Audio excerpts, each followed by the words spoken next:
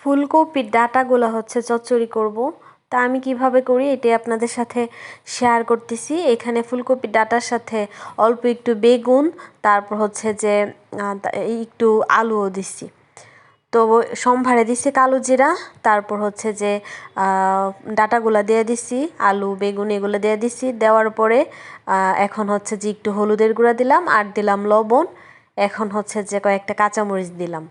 সম্ভারে কাঁচামরিচটা দিলে ভালো, যদি মানে কালো জিরা সম্ভারটা যখন দিছি তখন দিতে পারলে ভালো হয়, কিন্তু আমি তখন ভয় পাই আর কি কালো জিরার সাথে কাঁচামরিচ সম্ভার দেওয়াটা, মানে ফুটে যে এটা আমি খুব ভয় পাই, এর জন্য পরে দিছি আর কি।